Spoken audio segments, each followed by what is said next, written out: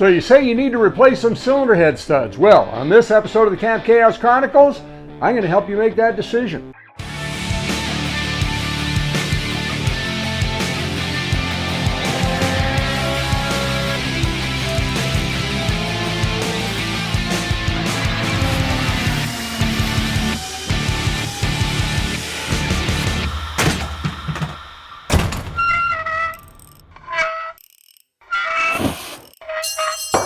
Dang it. So let's talk a little bit about engine cylinder head studs. Now, if you look at my assortment here, you can see that I've got a variety of them available here. And let's talk about these first. These are, for the most part, good original studs out of an original engine. These are what Jaguar Cars Limited prescribed from their supplier for their engines. And you can see that this has been sandblasted a little bit. You can see a few pits on the inside. Right here you can see where I got a little bit of a bite using the stud puller that I traditionally used. I don't know that that creates a lot of problems, but being that I've got a number of other ones, I'm probably going to reject that. But just for example's sake, we'll take a look at this one. It's got the right threads on it, of course. If you look here, we've got a little bit of a raised portion that fits into the bore in the block prior to the thread starting. And so this, I don't know if this seals, I doubt it, but whatever the case is, it's there and it serves some kind of purpose.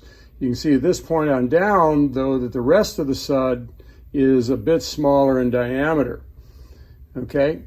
And you got a fine thread in the top, coarse thread in the bottom. It's pretty easy to tell which is which. Okay, as I said, this one's got a little bit of a nick in it right here. I'm going to set that one aside. This one has a little bit of pitting in the middle of the stud. And that is a cause for concern for me in this case. If you've ever seen an example of materials testing where they have a sample of some kind in a testing device, which is sort of the opposite of a hydraulic press that you might have in your shop. It actually provides tension on it, tries to pull it apart. And in all cases, the sample starts to fail in the very middle and starts to stretch, and then it breaks there. And just so happens that this one right here, it's kind of right in the middle. I wouldn't be quite as concerned if it was up here on the end, but that's enough concern, again, because I have some options here. I'm going to set that one aside. The rest of these are pretty much what you want to see. The thread, by the way, on both sides, I clean them up, but I do it with a hand brush. It looks like it's a little bit dirty, but if you take it to a wire wheel on a bench grinder, you can actually damage or round the threads a little bit. So you don't want to do that. You want all of your torque going into stretching the bolt. And more on that later. So the rest of these are all pretty good. The ones that are not pretty good are right here. That baby is pretty ugly. I mean, up here at this end, it's bad, but where it's really bad is down here. A lot of pitting. And this one isn't awful, but right here, right in the middle, it's got that big pit right there. That is not something you want to put back in your engine.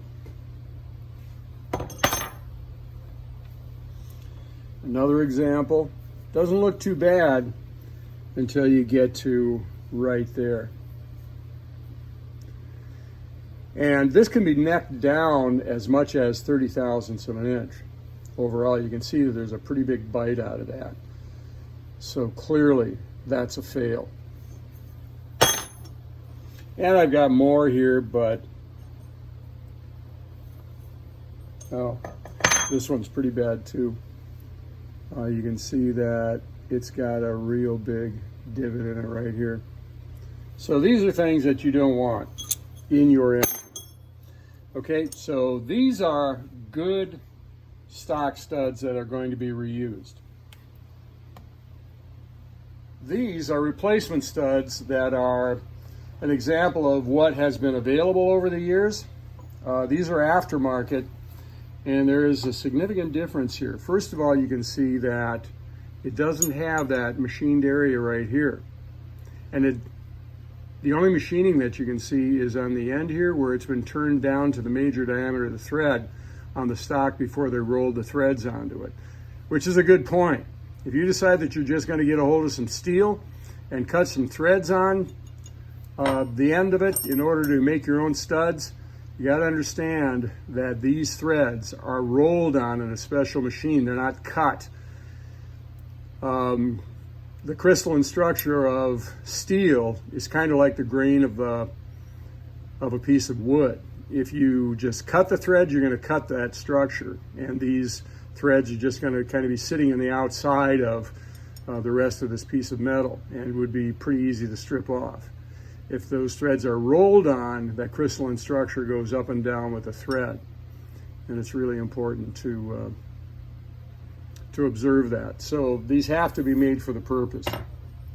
Another thing you'll notice is that this one, the aftermarket one, is about 30 thousandths of an inch thicker than this one.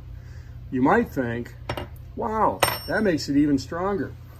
Well, does it? I don't know, because you've got the original one here that when you put the proper torque on it, okay, that torque provides clamping force, but it also, more importantly, produces a stretch on the bolt. And the purpose of that stretch is to make sure that as the engine's running and vibrating and twisting and turning and doing what it's doing, this bolt isn't affected. It's always going to be stretched, so that those vibrations and normal forces aren't going to cause it to stretch and relax and stretch and relax. If the stud does not have enough stretch or enough torque on it, it can actually vibrate with the engine, and it can actually loosen up, or the threads can fail, or nothing good happens when you do that. The other end is that if you over torque it and stretch it too much, what can happen is that you've exceeded the elastic limit of the stud, which means the point beyond which it can no longer snap back to its original length, and that will cause it to fail too. So with this big heavy stud right here, you're going to get the clamping force with the torque, but are you going to get the proper amount of stretch? Once I've used these up, I'm done with these, because what's become available are these. Now, the reason that I bought all these up was because for a long time you couldn't get cylinder head studs, and in fact I bought what I think is probably the entire North American supply of Jaguar V-12 cylinder head studs. But recently, through my normal retailer, I purchased these, which, as you can see, they're identical to the original stud, including the diameter. The black coating makes them look smaller in diameter, but the fact is they are actually the same. I've measured everything out. They're identical. Plus, they've got this black coating on it. I don't know if that's epoxy or whether that's durable enough to withstand the conditions inside of the water jacket, but I'm thinking it can only help. Unless it starts chipping off and coolant starts to get trapped underneath, and then it could start the pitting all over again. I don't know, but I will prefer these over these. And in fact, I think I'm going to call my supplier. They had 100 of them when I bought these, which is enough for 2 engines. I think I'm going to go ahead and buy the rest of them. I'm optimistic. I mean, after all, I think 200 studs is only enough for 10 engines, right?